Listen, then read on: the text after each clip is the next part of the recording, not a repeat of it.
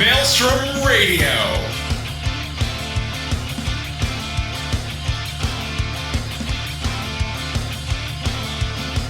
With your hosts, Gladys and Shitter.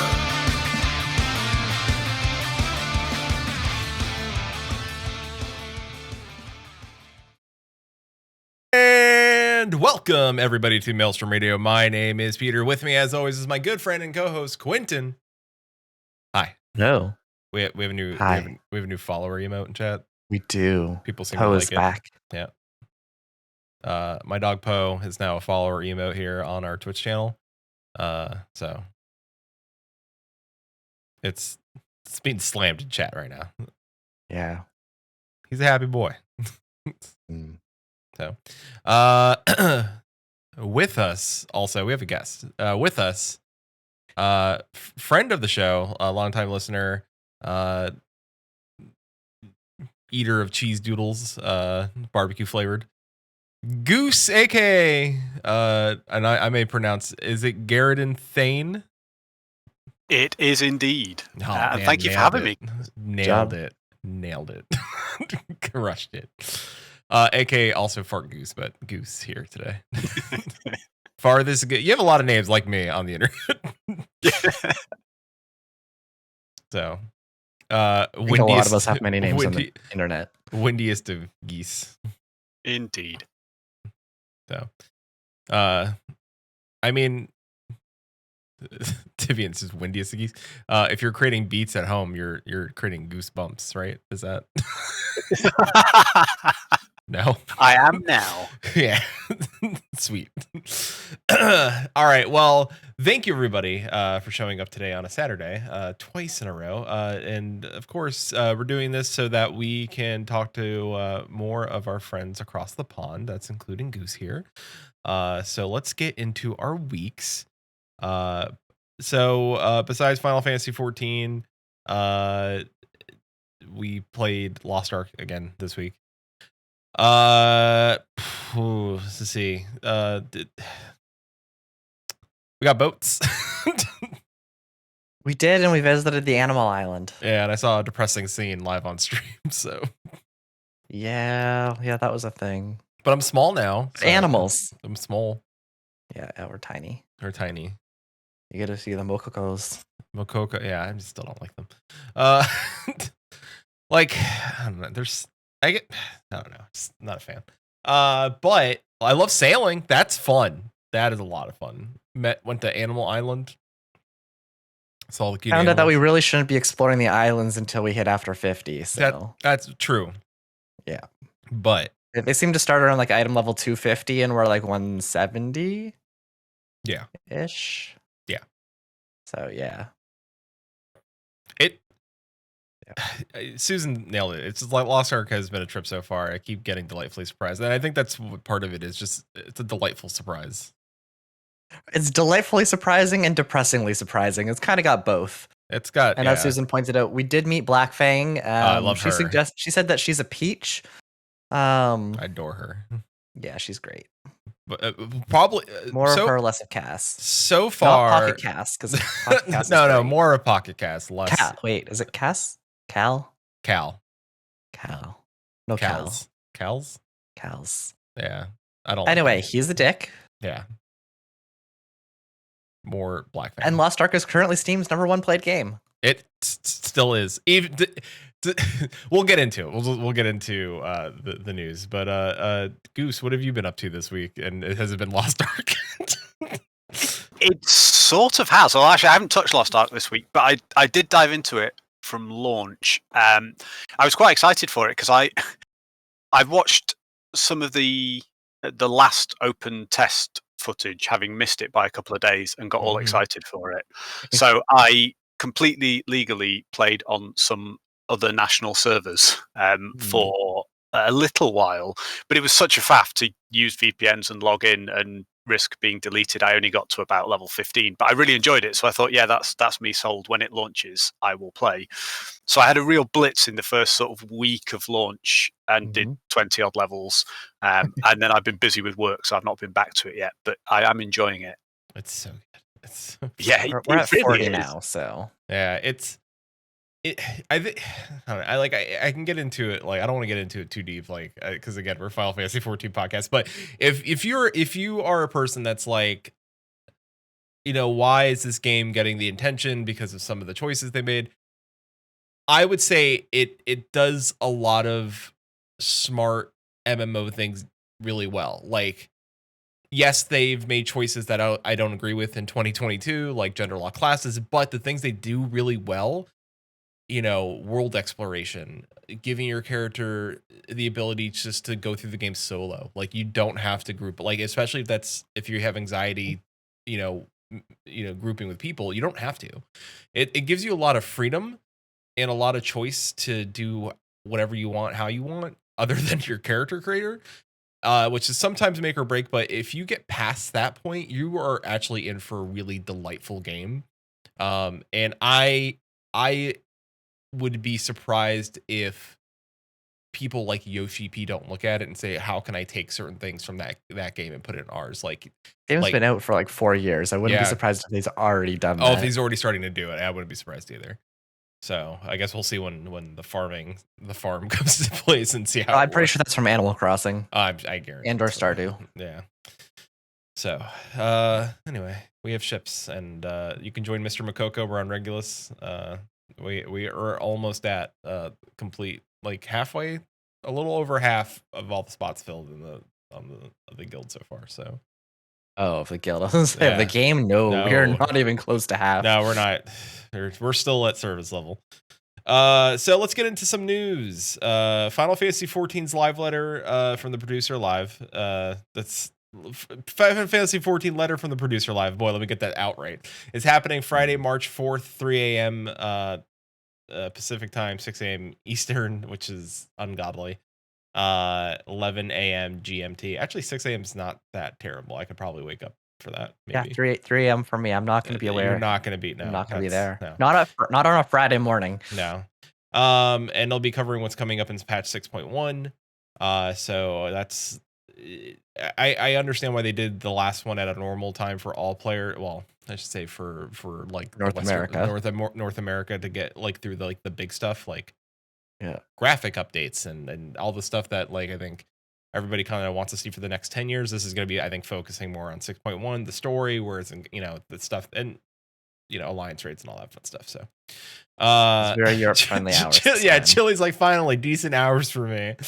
Elden Ring. Granted, if you are working on Friday at 11 a.m. may not be working for you either, but hey. Oh, Chili's still fine because whatever he does, it's for work. I mean, European in general, like not Chili, because Chili will watch it literally if it's at 2 o'clock in the morning for him. Chili doesn't know what time. Chili understands what time is as a concept, but doesn't abide by it. Time doesn't exist anymore. Yeah. Elden Ring is out. Critics and players are giving it much praise. That is very much true. I know that it's had some launch issues. I know that it's getting review bombed on Steam because of those launch issues. But besides of those launch issues, it's still highly rated.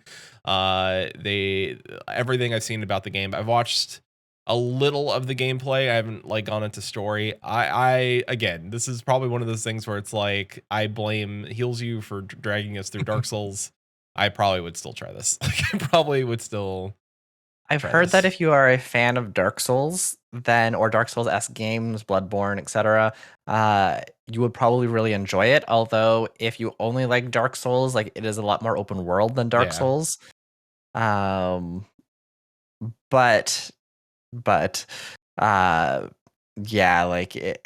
If you're not a Dark Souls fan, it looks really cool. I would absolutely love to look at this, but it's not something for me. I did hear, and this is weird. And this might pique your interest. Someone that is a huge, that was a streamer that I happened upon, and I apologize. I didn't remember your name because I was just streaming through and clicking on random people. That they're a huge Breath of the Wild fan, and it says they're like, it has the combat feel of Dark Souls, but not as tough as Dark Souls 1, but the feel of it's more responsive. It's way more responsive. They said it's a little more like a darker version of a Breath of the Wild game, which Breath of the Wild, to be fair, it's still kind of a dark game in some aspects of it. I think in some aspects not as of it. much. I mean, well, what It about? never. It hasn't touched Majora's Mask or even Twilight Princess. Oh no, really. that not that dark. No. Yeah, both those got darker. So Yeah, like, I think like in terms of the game, yes, but like just the feel of Dark Souls and combat and all that, like that wasn't my cup of tea. So like I'm definitely going to be staying out of this. But if you like those sorts of things, like definitely watch I this 'cause wonder it's if been you were like hugely reviewed. if you manned like the fist weapons and went super speedy, if you'd like it, because I heard that the fist weapons are fast and you go. Possibly, but I definitely like, I'm still not going to be picking it up anytime soon. Like maybe Yeah. when it's on sale in 5 years for like $20, I might take a look. But Yeah. Oh, actually, Yeah. just wait till like the Game of the Year edition's out. It's got all the DLC and everything on it, yeah, and then nothing's broken. true. Lost Ark is currently Steam's. It's still, we said it earlier, but it's currently Steam's #1 played game. It still is. It's still holding up the. It. What can we say more about it? Just go try it out. If you like MMOs, if you're a person that's willing to try out other MMOs, then it's free. You've probably already tried it. Yeah. Or if you don't know if you want to try other MMOs. Surprisingly, Final Fantasy 14 is played by people that have never played MMOs before, and I got a lot of It opinions is on that. But if you like Final Fantasy 14, it is very, very different from It is very Final different. Fantasy 14. Yeah, it is it not is. story driven. It is not character customization. No. Like, yeah, I don't find it surprising that people try 14 first, just because it is very friendly to newcomers. It's a very easy introduction, and it's a common franchise that a lot of people are familiar with already. Yeah. A lot of people just like to dress up cats. Yeah, So- as Chili said, like Final Fantasy 14 is an RPG first and then an MMO second. Whereas Yeah. most other MMOs are MMOs first and RPGs second. Most, yeah. Again, like I like MMO design, so one of the creators. But it is a very Yeah. important distinction here. There is, yeah. Yep. Hank the Tank, a bear. This has nothing to do with gaming. Hank the Tank is a bear that's been wrongfully accused of breaking into dozens of homes in California. It was revealed through DNA evidence that there's 3 other bears doing crimes. Hank the Tank is innocent. I know what you're thinking, like, what does this matter to us as Final Fantasy 14 /gamers? But if you're in our Discord community, and you should show up there, it's great. Hank the Tank is now the best. So a symbol of hope for me. So Hank the Tank is not completely innocent. Hank the Tank is part of that, but there are also additionally 3 other bears responsible for these. That's great though. Hank has a gang. Yeah. Fat Boy Crew. So there's DNA evidence, so presumably these bears are not only breaking into houses, but also committing some form of dirty protest. Yes. Yeah, I mean, it's very common of criminals. You know, it's either a fear response or it's a territory thing. You know, people do it all the time, and apparently so do bears. But I will say that the people that are they're okay with it. They're like, they're nice. They want snacks, and it's more of like a mutual like breaking and entering. Like it's like breaking and entering light. It's not really mutual though. I mean, it's bear breaks in, eats all your food, and then leaves when there's no more food. Yeah, but most of the people are like, mutual. It's fine. Like it's better than. Like, I mean, the bears aren't like violent or anything. They just want the food. Yeah, but people are just like okay with it. They're okay with it. No, they've reported that they're calling the police. Well, but then the police were like, "We'll kill the bears." And now everybody's like, "No, actually, revert that. We are okay with the bears." Yeah, no, they said that they're not going to euthanize the bears. So. Yeah, so future. Yeah. No, we know. Do not leave food out for bears. This is a universal rule everywhere. Do not leave food for bears. Hank is flipping the Goldilocks. Hank is flipping the Goldilocks narrative. That's true. He's the bear that's just right. Yes. Thanks, Hank. Wherever you are, Hank, know that Maelstrom Radio is in your corner. Our friends at Move Around just announced that their next episode on Thursday, March 10th, will be featuring special guest Jesse Cox. Please go watch that episode. Also, I formally request that 2 things. 1, you say hi. And 2, ask him if he'll be on Maelstrom Radio. And with that, let's get into our main topics, which is Goose. So Goose, welcome to Maelstrom Radio. And you've been on Moogle Around twice so far, or is it 3 times? 4? 3 There we times, I go. think. I think I was on. 3 times. I was on once. Then I was on for the 100th anniversary. I think the first part, and then I was on again more recently last year. So yeah, three times over there. And once on the Broadbent broadcast. So it's I'm starting to not only lurk in streams but try and claw my way onto podcasts as well, and I'm managing it. I've even learning from Chili. Yeah.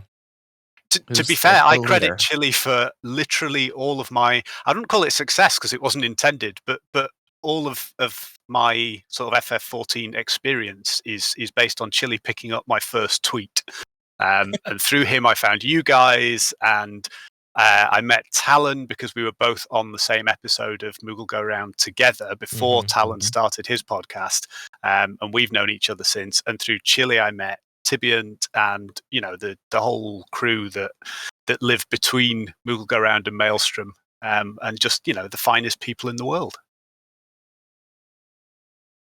Where? Not us. Yeah, I said the Tibiant. community. Yes, there we go. There we go. To be fair, my first episode of Moogle Go Round was the one that Flatus crashed. That sounds right. I think we ran to 2.5, maybe 3 hours, and ended up releasing about 50% of it as an after show bonus with just the ridiculous nonsense we talked. Yeah, that sounds right. It was at that point I was just like, yeah, I get this guy, and that's when I got into Maelstrom Radio, because I was just getting back into 14, and I have whenever I've been able, and I've been up at 2 a.m. I've tried to catch you guys live, which is always good, always fun for either a podcast or just random streaming.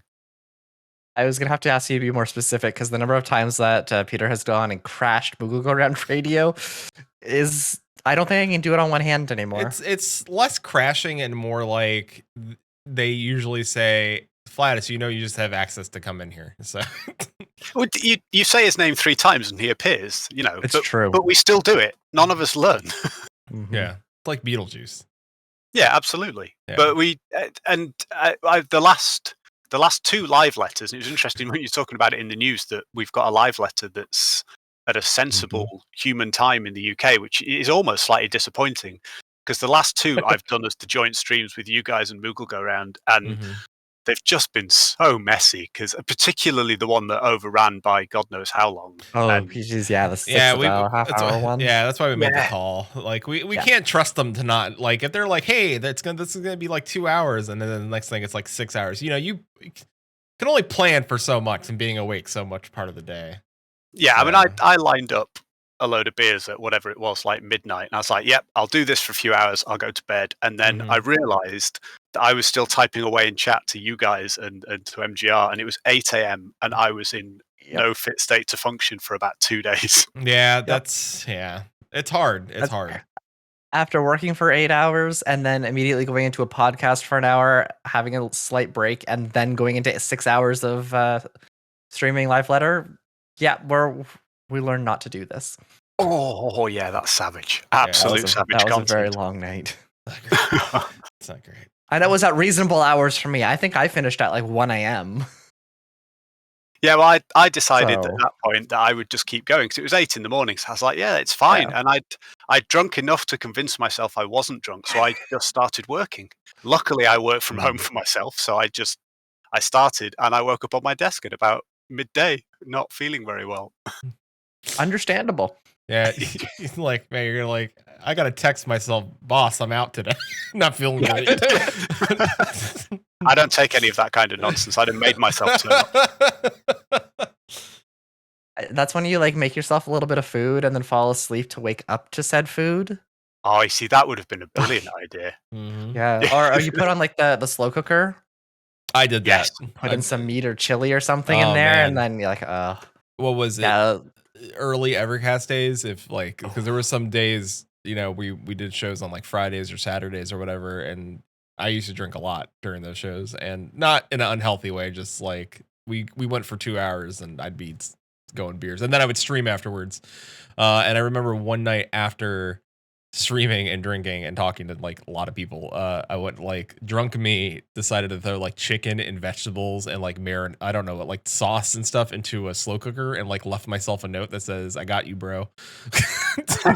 And then I woke up to the smell of food like 6 hours later, and it was so good, and I was so happy. Like I was like, "Thanks, drunk me." So yeah, you see, I'm very lucky in that I have not only an understanding wife, but one who made food, looked after me, and immediately went, "So how did it go? What did you learn? What's Endwalker going to be like?" Not that she was interested, but she knew it mattered. What did you learn? Don't stay up to 8 a.m. drinking, watching Yeah. Final Fantasy. What's Endwalker going to be like? I can't remember. I need to Google all the videos. no, then you Yeah. Google, and you're like, I shouldn't have remembered. Yeah, like I definitely remember the job trailer. That was great, and then the bit after that, and then it all gets a bit hazy. Yeah. They went over a lot. I felt like they went over like almost too much, like stuff they probably like, hey, like they could have like blurbed like a lot of it and like, hey, this is all coming in 6.1, and instead of talking about it, just be like, that's it. All right, we'll talk about that stuff in like future things. Don't worry. And really cut for back. me, it was perfect because it was my first expansion that I was ready for. I mean, I played since 1.0, but very much on and off. You have the tattoo? No, because I didn't play long enough in 1.0. I dipped in and out. Nice. I sort of played. It probably wasn't quite 1.0. It was when they made it free because it was so terrible. I just got a new PC and was like, oh, it's free. And I loved 11. I played a lot of 11. So I was like, oh, I'll try this. And it was good, but it didn't hold my interest massively. I played it for a few months. And I came back several times on both PlayStation and PC, but never got beyond about level 40. I think I played in 2.0 a little bit, and then I played again for another few months after Heaven's Ward.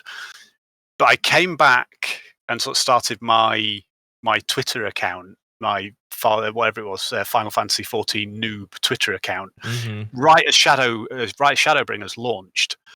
And I didn't know Shadowbringers was launching. I just logged in, tried to log into my old character. And I was like, there's a queue of 1,300 people, which post Endwalker is just hilarious. But there's a queue of 1,300 people. So I was like, well, I'm not queuing 1,300 people for my level 40 that I've not played in 2 years.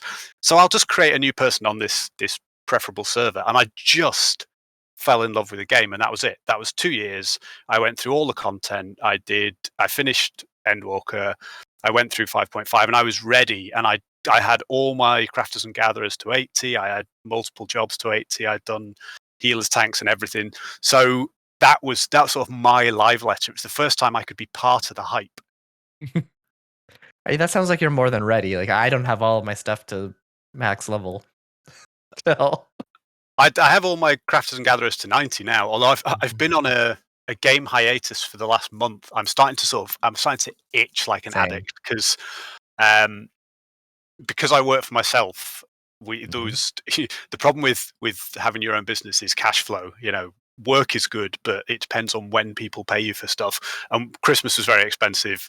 We had a bit of a cash flow hiccup. So my sub renews in January, but I'm on a 6-month sub. I've got a lot of retainers, and it's a lot of money. So I put it off. We should be paid hopefully next week for something, and then that will all sort of go through. So I was like, right, until we get paid. So I've been out of game since very early Jan. But I've got all my crafters and gatherers to 90. I've got 3 or 4 jobs to 90. So I'm working on a few things. The one thing I've never really done is raiding, because I am one of those. I was one of those sort of anxious people who did not like grouping. I've overcome that a bit because I think the 14 community is so good. I've tanked content, I've healed content as well as doing DPS stuff. But I've never done raid content that's current. I've gone back and done most of the old normal stuff. content or savage? Oh, normal. Okay. The idea of savage intimidates me. It's terrifying. I think that as I've got older, it's sort of harder to be able to commit the time for a static. And I think if you've got a static that you're happy with, it's not really about progress. You learn it together, and those things are something you can overcome. But most of my group experience is pug experience, and that doesn't give you confidence to try Savage. Like extreme trials terrify me because I've done so many of those in pickup groups, and they're just, you do those in the party finder. It's like Honestly, if you can survive like the pickup group extremes and the pickup raids, the alliance raids, the normal raids, like you probably wouldn't do terrible at Savage because pickup groups are like really difficult sometimes. Yeah. Well, the thing is now I'm gearing up Mhm. for getting the raids done for Endwalker, because I just, the content's good, the classes are great, I'm loving it, I'm loving all the jobs, and I've, for the first time ever, and I've been playing the game, I mean, on and off for the longest time, but for a solid 2.5 years, I have an FC. I've been in FCs before because it's useful, but never with people I know or people I even like. It's just useful to be in a free company. But I'm fair. now in a marvelous free company with wonderful people, including Tibby and Dad TV, and I did some of their events. They were on my data center, but not on my server. I did some events with them, and they're such a fun group of people that I was like, I sold my house and I moved server. I was like, I don't use my house. It is not worth playing this game on my own. So I could see myself doing sort of Savage content going forwards. I really could, but I'm not quite there yet. I have to say, like, trying to run a group through like Dune Sky now in the Alliance raid, or even like the mock raids or anything it's harder than some of the Savage content, honestly. It really is. It really is. It really. Oh man, trying to get my weapon near the end of for the end of Bozja, and having to run I gotta run mock run mock like 10 times or whatever many it was. Oh God, that hurt. Because mock 1, right? Like the first level was fine. It's the second raid series in the raid where you start off on is it the third one? The third one. the third one. Dune Well, you Sky? start Dune Sky, where you have to go in and you start right on the airship and you have to fight the first boss on the airship. Yeah, it's Dune Sky. Yeah. Do you know how many people know those mechanics? Because I will tell you, Nobody. yeah, me, the person who was running away, like, why is everybody just staying there? They're gonna get blown up. Watch them just all fly off, and everybody's like, "What happened?" Like, that's my favorite, is looking at chat. And everybody's like, "What happened?"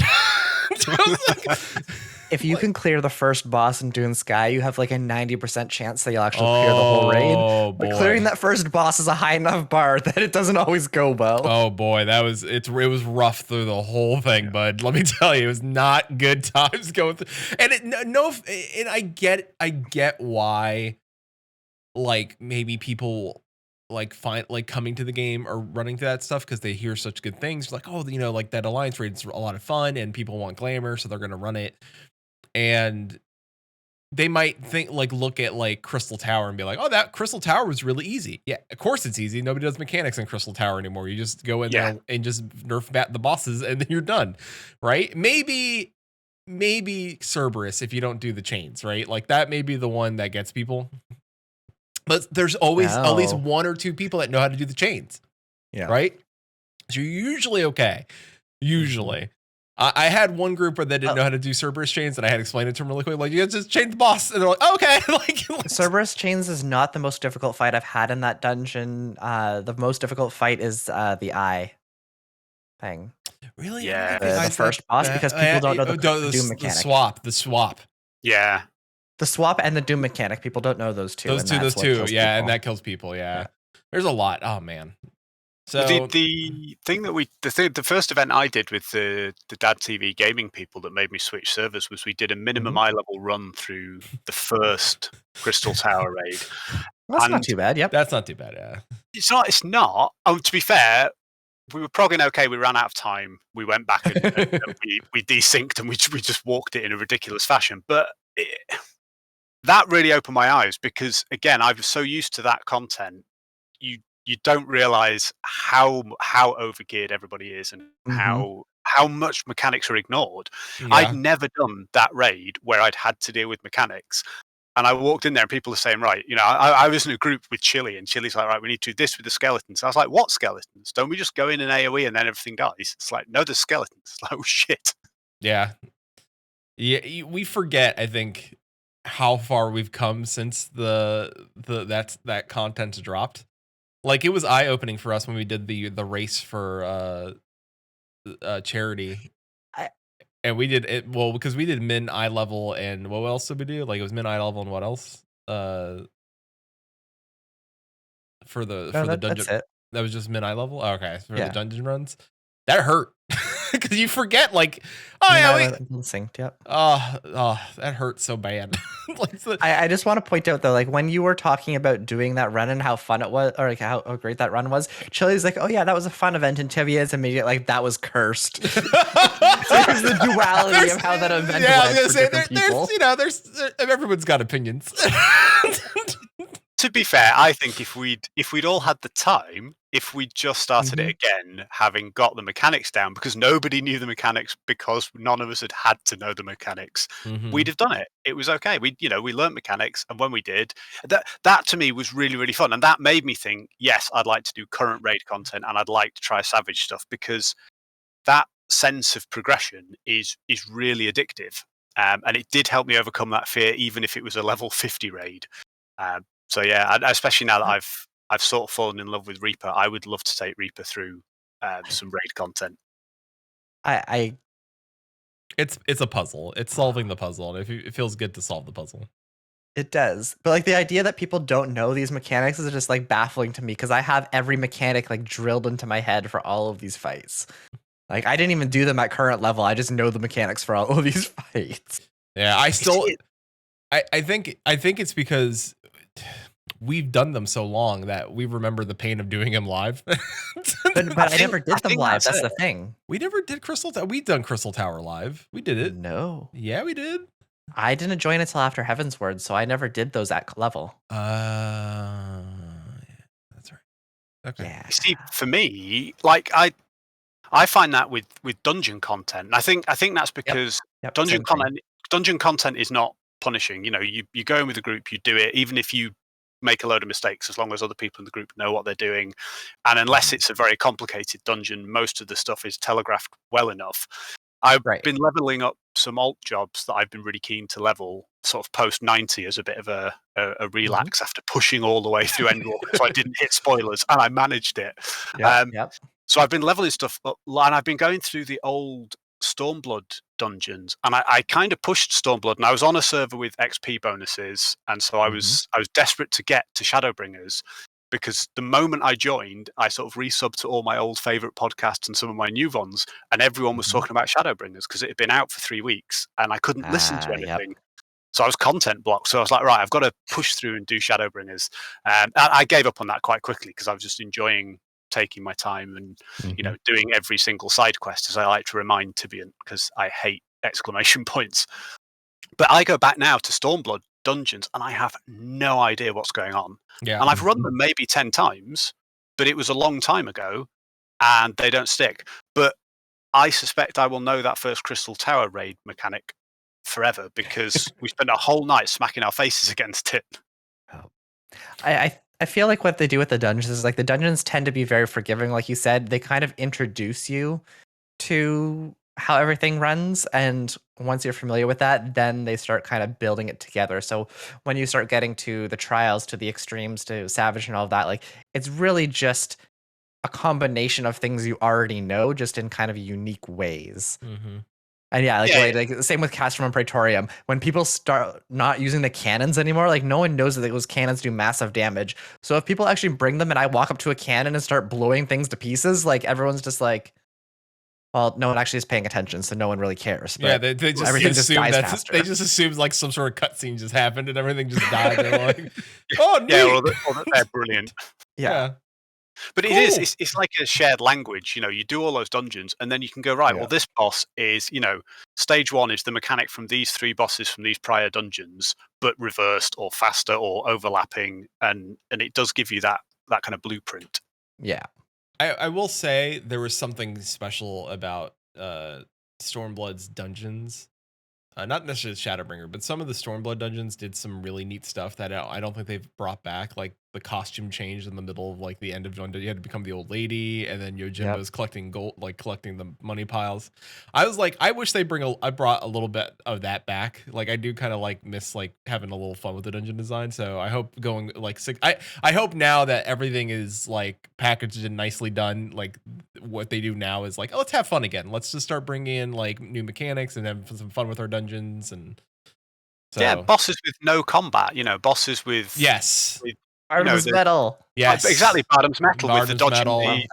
Metal. That Bardam's Metal is that boss is such a brilliant little training, because you can pick it up without any prior knowledge of those mechanics by the fact that the way they're telegraphed is familiar to you from other encounters, except Meteor. Yes, I think that's the only one that's not telegraphed that you have to know Meteor mechanics. But I mean, giant thing falling down, hide behind a rock.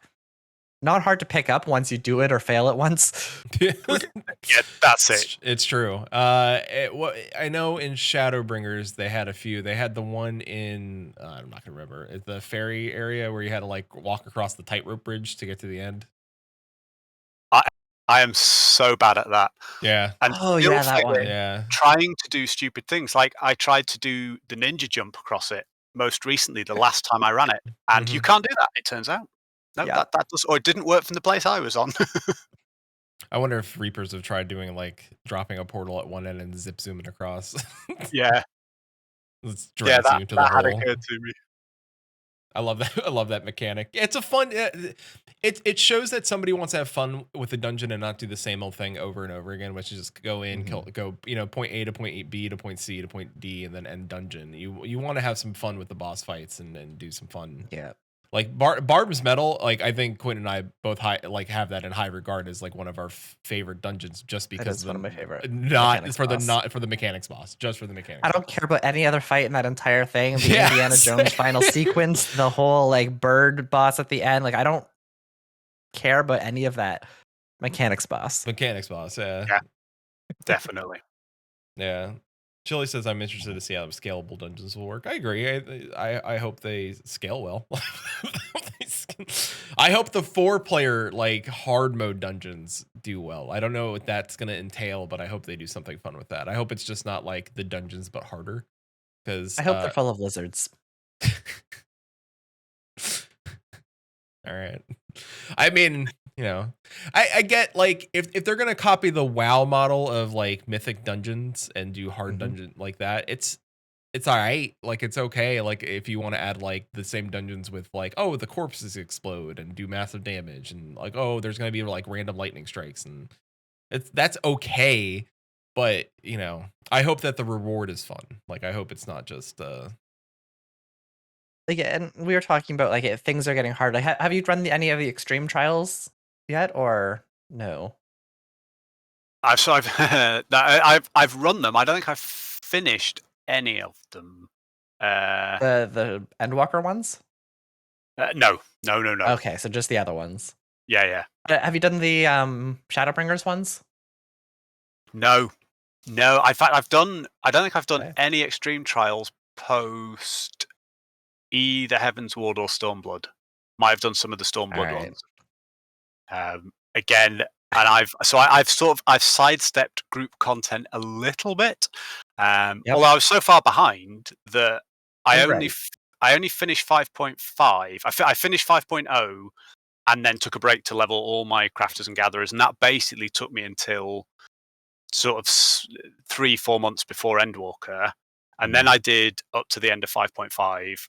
At which point I thought, right, now I want to start doing the Shadowbringers raids and stuff. And I ended up just, by the time I started up working up to those, already we were into Endwalker prep. I was like, okay, Endwalker it is. But now that I've got my MSQ completely done, which is just insane for now, I'm working on getting into some more of that group content because, I've got a good group of people to run with finally, which is great. Right. I was just gonna say, like, when you're talking about the different things, like, I'm gonna use Ravana because Bismarck is another one I remember, but Bismarck Extreme is actually easier than the hard mode. Like with Ravana Extreme, like you're doing like the normal mode version or the hard mode version is just like it's a dance. You just go to this spot, go to this spot, go to this spot. Pretty straightforward. And the extreme version is the exact same with the difference of like you take a little bit more damage and you have to go to like at the end you have to make sure your back is against something because if you get hit with something, it's gonna knock you off the edge. Like there's not a whole lot of difference between the normal and the extreme, except the extreme is just like, what if we took the mechanics and then put them on crack? Yeah, there's like a percentage boost, but you don't have to learn a whole new rotation or a whole new fight. Right. Like, and I'll use another example. The first extreme fight that we have in Endwalker, that fight is very similar to Ravana in that aspect, where it's a very mechanics heavy fight where you need to go and move to different places. The extreme version is basically that exact same sort of thing. It's just you have to be a lot more cognizant of where you're moving because there's just so much more going on. You see, I'm happy about that because I found the normal version of that trial was a step up from what I was used to. It was so much fun. Really, it was. Like I really love that fight because I am one of those people. Like I have been raiding for 16 years now in various capacities. Every year you're just like, damn it, I'm old. Yeah, well, I had to actually go back and think. I'm like, okay, it was 2006 when I started raiding in EverQuest, and like, yep, okay, so 16 years I've been doing various raiding on and off, and like, I'm still one of those very anxious people. I will not run into a pickup group and try to do these raids. I just not me. I will 100% do it with people that I know. But like, so I go through and I learn all these mechanics. Like I am in our static, I am the one that calls all of the mechanics as they come out. I'm the one that leads everyone around to the mechanics. So for that fight, I am the one that knows all the mechanics. I put the little indicator over my head and everyone just follows me. About 80% of the time it works well, and the other 20% of the time I just lead everyone to their death, and it's hilarious. It's pretty great. Yeah, it is great.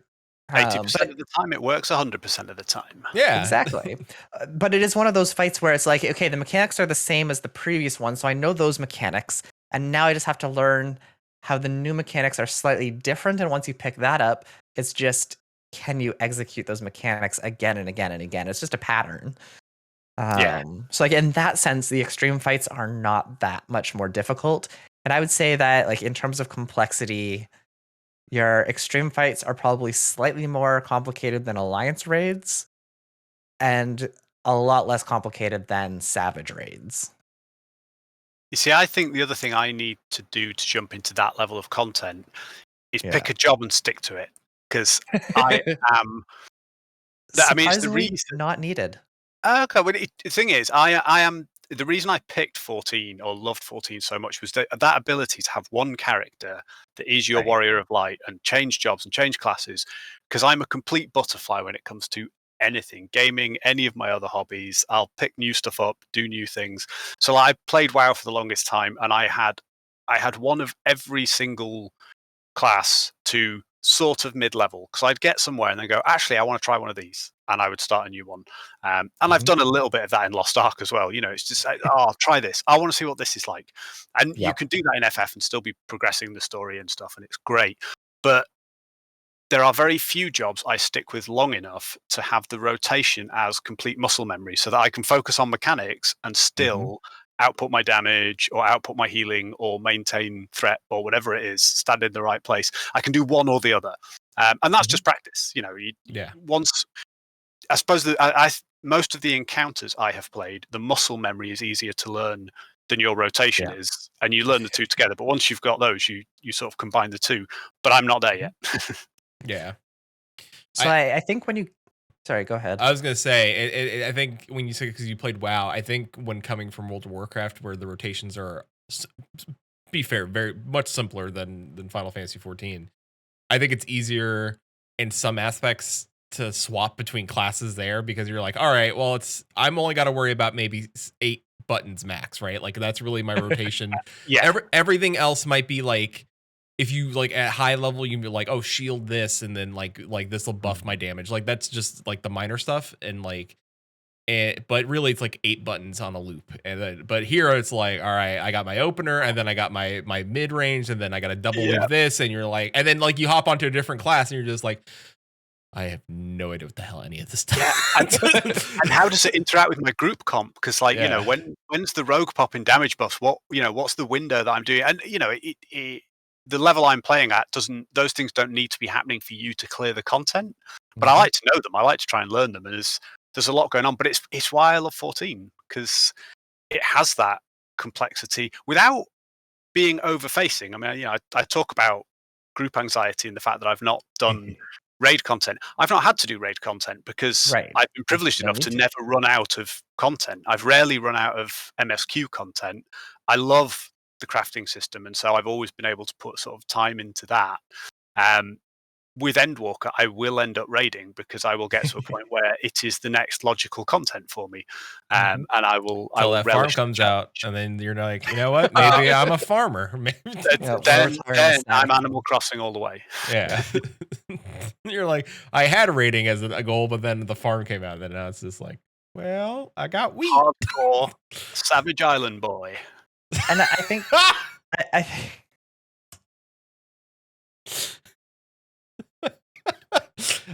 Can we please have? Sorry, I got some mental images that I'm not. Never mind. It's, all right. Lord of the Flies. No, that's not where we're going with that. But it's on the list. Yeah, but I think this is something that a lot of people, especially people who are afraid of going into raiding content, not necessarily just because of like the group anxiety piece, but even if you had a static that you were going into this content or a friendly group of people, a lot of people have the expectation like you need to be able to do your class perfect. You need to know your rotations. You need to be optimal. You need to be able to do all of this. And that's really not the most important piece when you go into an extreme or when you go into Savage. Sure, that might be what a lot of people want in dungeons, but that's only because you want to clear fast. But like day one dungeons, day one raids, day one whatever, the most important thing is, one, did you survive? And two, can you execute mechanics? Because if you survive, you're always going to do better than someone who dies. If you execute the mechanics, it doesn't matter what else you do. Right? Like with our raid group, with our static, when we were learning, we took the time, we learned the mechanics. Once we had the mechanics down, we did a lot better. Once we had those mechanics, we got to the point where we started hitting in rage. When we hit in rage, then we know, okay, we have all of the mechanics down. That's the point when you need to start focusing on your rotation, your class. But it's not like the other way. It's not the other way around. It's not like I need to know my rotation so I can do the mechanics. It's you need to learn the mechanics so you can figure out how your rotation works. Yeah. Because even if you know your rotation perfectly, the mechanics of each individual fight is going to change how that works. Maybe, for example, the boss is going to become an immune during one of your DPS windows. Well, your rotation is useless now. You know, or you've got to be mobile at some point, and your black mage is really not working for you, or whatever. Yeah. That's what I love about it. Like going in, like especially like right now, like the Endwalker normal raids. Enough people know the mechanics that they're pretty straightforward. They're pretty simple. You can follow people, and you're gonna clear. Or you can look up guides and to see what the mechanics are, but you're not going to fail a raid because you didn't do enough damage or enough healing or anything like that. Like it's all really forgiving. And the same thing with the class that you play. Like with that as well, you could go in on that class as a healer and learn some things. You can go in as a tank and learn some things. You can go in as a DPS and learn some things. But you just need to know how the fight works more than how your class plays. To the point of like you still need to be able to like push some buttons and do some damage and keep your party alive or keep aggro on the boss, but those are just like your basic mechanics. You don't need to be optimal, quote. Yeah, it's true. Because like I've gotten in, like I'm currently maining Machinist. I switched to a DPS main with Endwalker. Previously, the last 4 expansions, I've been a white mage main. And I really had fun with Machinist, so I swapped over to that. And I can go into those fights and heal them as a white, well, not the savage ones. I can go to the regular fights and go in blind as a white mage and do those fights easily. I can do the same thing as a DPS because I kind of know how the different mechanics work or can pick those up. But like to me, it doesn't really matter which class I go on. If I know the mechanics, then I just adjust whatever I'm playing to those mechanics. Yeah. Right. So, especially if you have someone to go in there and help you, especially if you're in like a voice chat or something, and you can be, and they're just calling it like, oh, this is going to come up, get out, go in, watch out for the meteor. If you're in a voice chat and you've got one person doing that call out, then you only need to sort of either learn that 2 or 3 times or make that mistake 2 or 3 times, and you've learned. Whereas if you do it in a pickup group, quite often you die 3 times to the same mechanic, and you don't know which bit of the mechanic killed you. Like, you get your sort of standard, like you've got a marker over your head, and there are markers on the floor. And if you take a 50-50 chance, because you're like, I don't know if I stand in the one that's the same color as me or a different color than me, or do I look away or do I look toward? And you learn those things over time, but it's so much easier if someone says, this is what this means. And if they call it out the second time it happens, you're like, oh yeah, okay, I remember that now. If you find sorry. The only thing I was going to say was I think the thing with it's almost cliched now, but the thing with the 14 community is that, and I know a lot of people have this sort of anxiety about doing higher level content, group content, mainly because you don't want to be the one person who lets the group down, or it's not that you want to be seen as not knowing how to play your class. It's you want to be contributing to helping everyone have a good time and clear the content. But I've had very, very few negative experiences where we have failed to clear content, or where I've died 15 times in the middle of something. Those sort of perceptions and fears are not based on the way the community is and my actual experience. That's just my personal approach to life in all its glory. Yeah, I honestly had never really done at level extreme content until last expansion, and that was only because Susan started getting things together for it. I absolutely hate running content if I'm not running it with people that I know. Once I get to know content and I'm comfortable with it, then I will go and run it with random people. But learning content, of course, is very difficult, like you said. So, yeah. Again, Tibian, we're all tangled messes of our own neuroses. Yeah. I mean, at this point, like, I know the fight mechanics for the first bit of hard content in Endwalker. Like, I can navigate the entire first extreme, I can navigate the entire second extreme, and I can navigate the first Savage content, the P1S in Endwalker right now. And I can teach people how to do those, and I can go into random groups and try to clear those, just because I'm now at the level of comfort that that's fine for me. Yeah. But that took a really long time. Like, I wouldn't do that if I didn't know these fights inside and out and can like execute really, really well throughout all of those fights. Yeah, I mean, I think it's one of the reasons that I kind of changed my Twitter handle, because the point of the Twitter account that I started like 2.5 years ago, it was the Final Fantasy 14 noob, and I only started the account because I started my new account and my new character up, started playing, and the following day I had a meeting in London, so I was on a train for like 6 hours and couldn't play. And I was like, oh, I've just started. I need to be progressing. I want to learn what's happening in the story. And so I was like, well, what can I do that's game related? Nothing. I spent 20 minutes looking at websites, watching videos. Like, right, okay, fine. And so I thought, well, I'll set up this Twitter account and I'll sort of tweet out my experiences as I go, sort of relearning the game. And I figured I'd do it for like a few weeks until I could actually just play regularly, and then I'd stop. But I quite enjoyed doing it. And because Chili spotted it and tweeted it out, and a load of people started following, I was getting sort of comments back, and people were actually paying attention. So I sort of kept doing it. And it was about 2 years after I started it, so about like 6 months ago, so we were going into Endwalker, when I'd finished 5.5 and all my Disciples of Hand and Land were 80. And I sort of thought, it's not really a Final Fantasy noob account anymore now. I wouldn't say that I am experienced, but my intention post that was I consider myself relatively experienced in the game in general. I've done a number of different things to a certain level. And when I put my post up of, whatever it was, 1,500 hours and 5.5 finished, Disciples of Hand and Land to 80 and whatever, I was like, right, what do I do next? And I sort of put the question on was, where do I go next? Raiding ? And I think that's always been in my head since then. And I'd probably have done some more raiding in Shadowbringers had Endwalker not come out when it did, because I think that's the next logical thing I'd like to try. And mentally, it's kind of framed differently for me now. It's sort of I'm looking forward to trying that experience. Whereas before, I've always gone, well, the game doesn't make me raid, which I appreciate, so I'm not going to do that because I'm not comfortable with it. But now I really do quite fancy giving it a go. So time will tell. Shanty's like intermediate Final Fantasy 14 account. Yeah. Well, that's spot on, because I was like, what do I call it now? And I had 3 names over the course of about 2 weeks.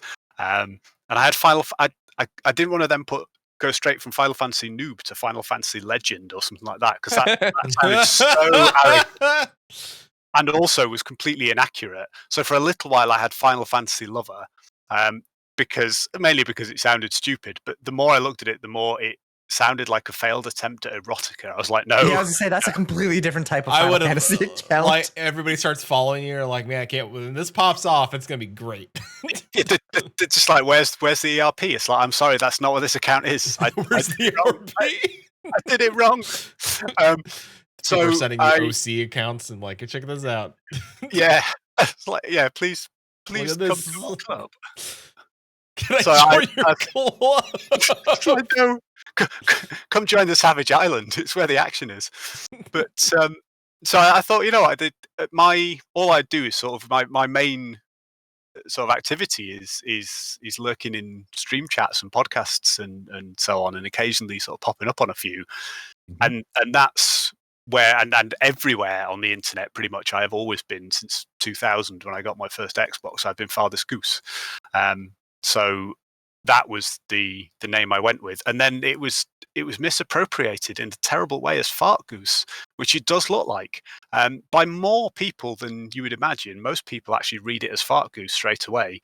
I'm really surprised that that's the case. There's 4 extra letters. Yeah, but I still say, I mean, though Susan popularized it, it was Chili, I think, and Tib who adopted it wholesale. I love it. I think it's brilliant. It's it became one of the characters in one of the Pixel remasters that Chili did. It was the monk, I think, and it I've always quite enjoyed that. So like that should be the account. It's who I am, and I've the Twitter address is my actual character name in game. But other than that, I think relations to Final Fantasy and my level of experience will not get brought up again until if I ever clear Savage content, then I'll give myself a really arrogant Twitter handle. Yeah. Final Fantasy FFXIV Chad.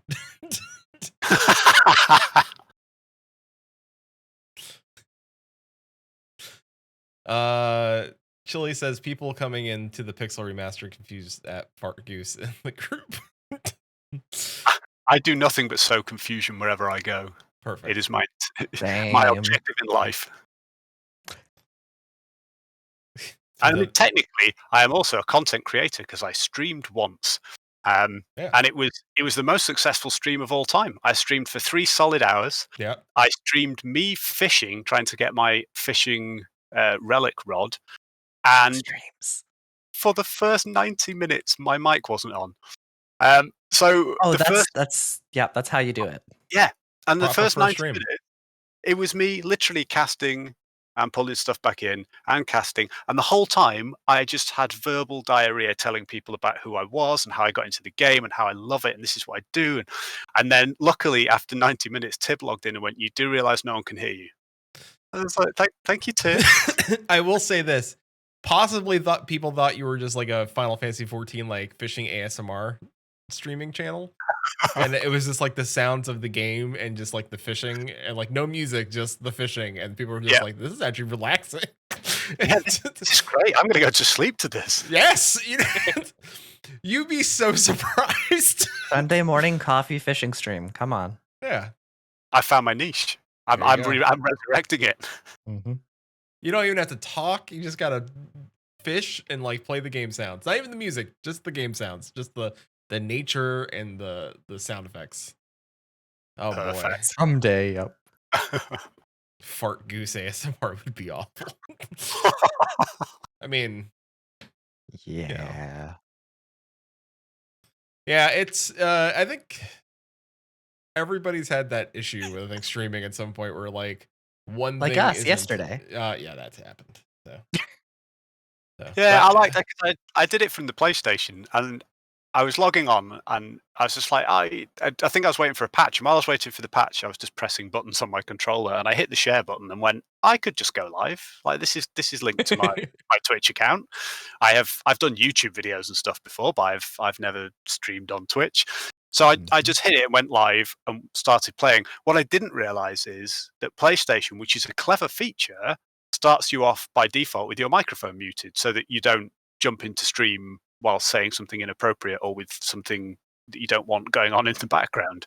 But it doesn't tell you that anywhere. So I just cracked on and started streaming. well, guess this is what I'm doing. Yeah, that's So lesson learned. so Um, uh so you're all caught up on content. We know 6.1 is coming. So how do you feel about all the expansions? Like what has been your favorite expansion overall? And why is it you know, why is it possibly Shadowbringers or Heavensward? well, so I mean, Heavensward for the longest time was my absolute favorite, and still is one of the ones that pulls on the heartstrings. It's so good. It is. It's just brilliant. I think I know a lot of people didn't like Stormblood. The aspect of Stormblood I didn't like was the complete split and the amount of traveling, and the storyline felt very separate and not particularly integrated. Yeah. And I still don't know those zones as well as I do Alamigo. all the others. Yeah, exactly.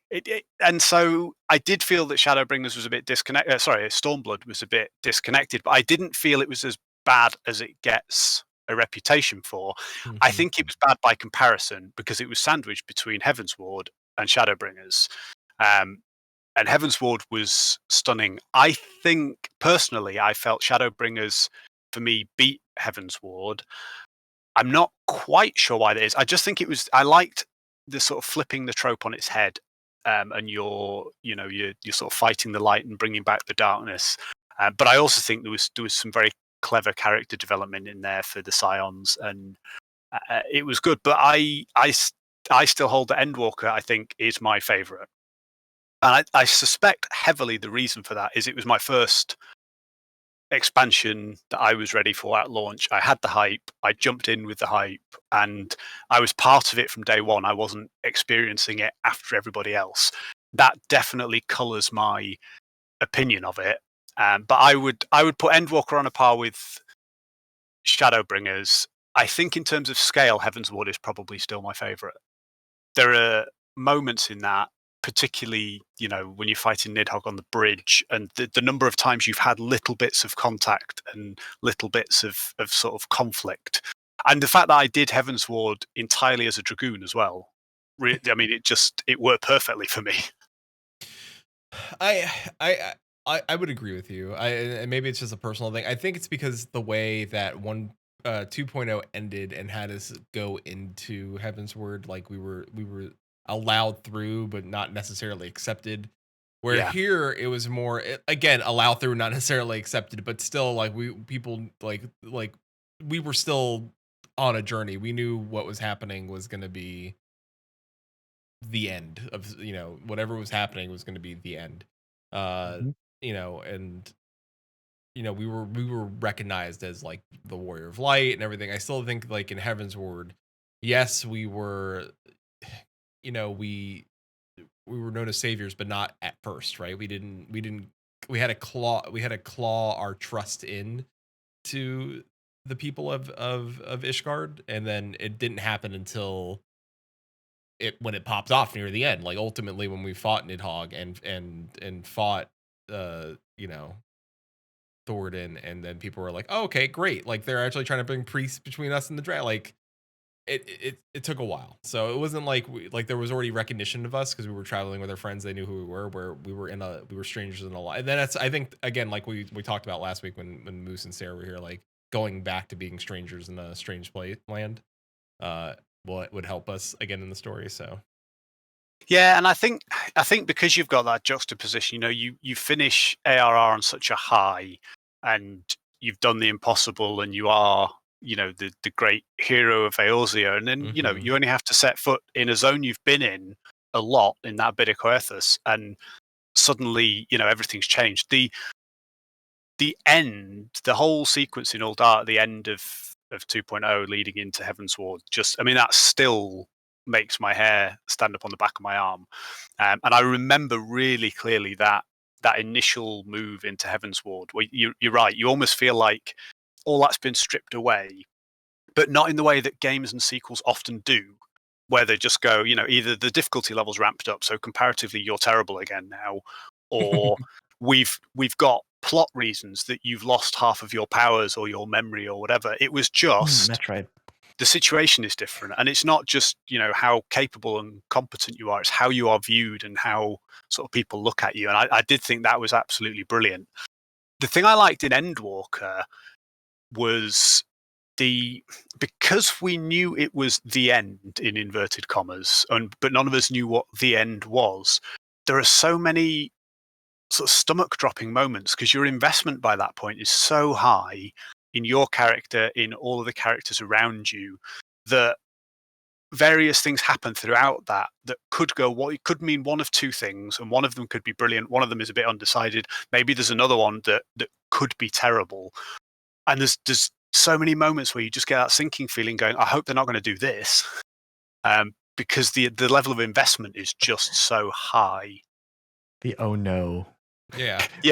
No, don't stop. Bad square. Don't say that. Stop death flagging yourself. No. I mean, they've been death flagging Silvertear Lake since 1.0. So what the hell's under that water? What the? Why is that the only thing? I mean, we knew that. We saw him. We talked to him, and then he became our friend. Yeah. So we know. Tibian's like, we know. Do we know? Because Moose was here last week, and him and I both agree we do not know. We don't know everything. Yeah, we know there's something there. I mean, the presence of Silvertear.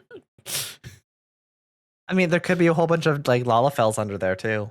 Like it's like just infinite Christmas under Silvertear. Just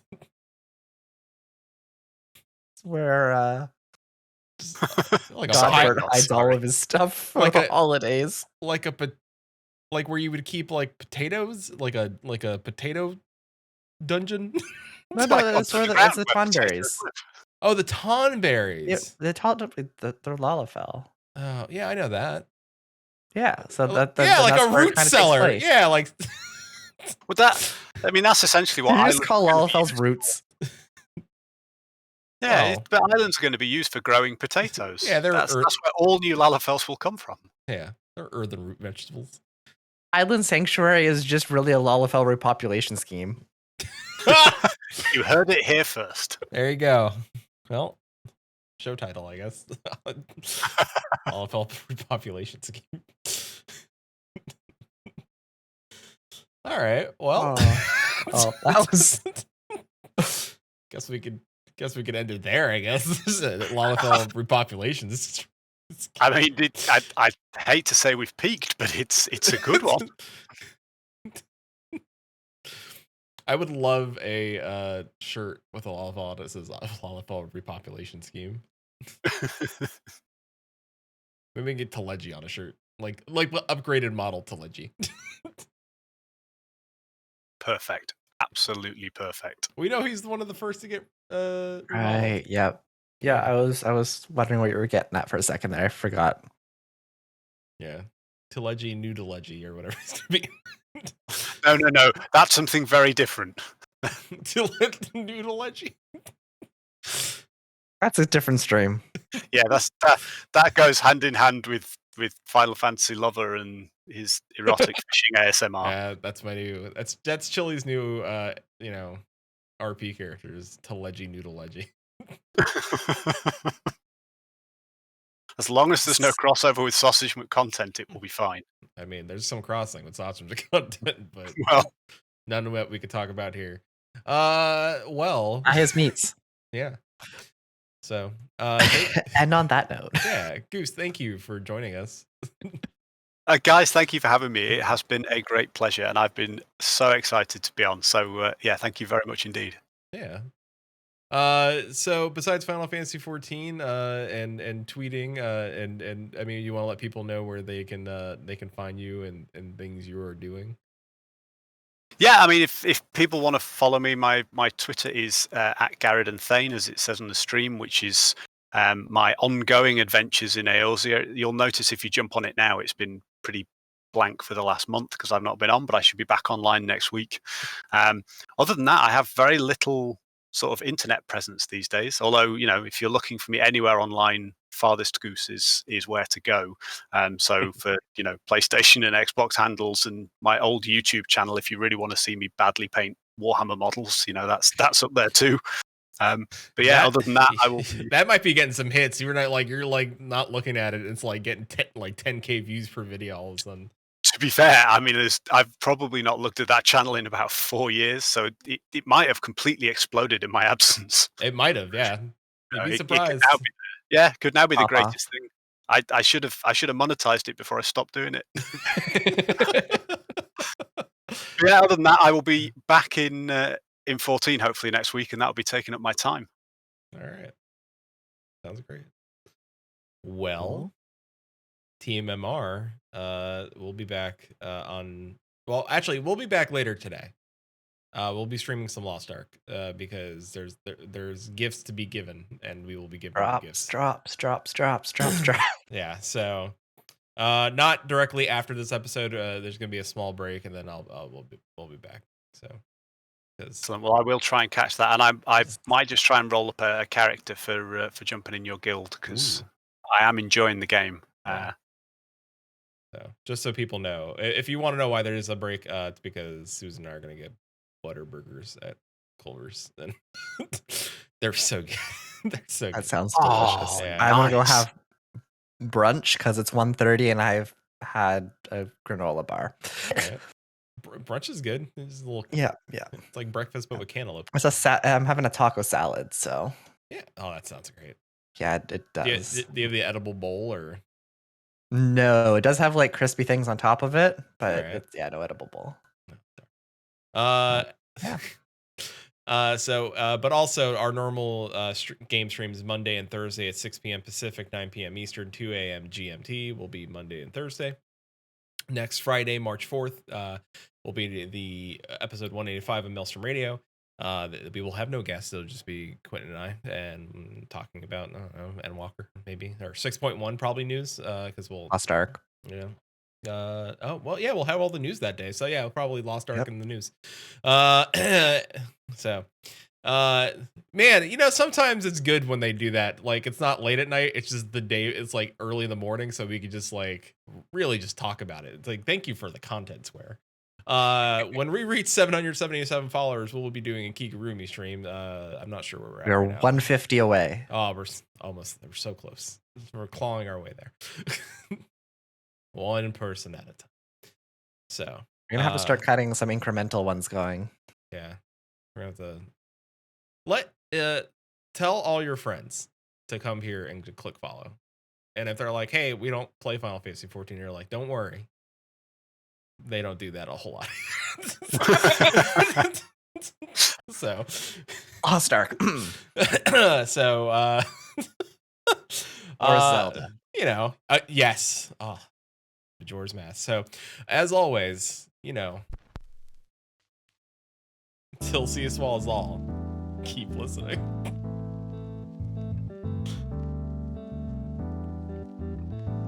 Maelstrom Radio is brought to you by maelstromradio.com and Blackfire Media. Produced by Flatus, Shintier, and Susan Sprinkle. Join us live Fridays, 6 p.m. Pacific, 9 p.m. Eastern at twitch.tv/maelstromradio. Send email to show@maelstromradio.com, tweet us at Maelstrom_radio or join our Discord at maelstromradio.com/discord. Views and opinions expressed by our hosts and guests do not reflect the views and opinions of any companies discussed on today's show.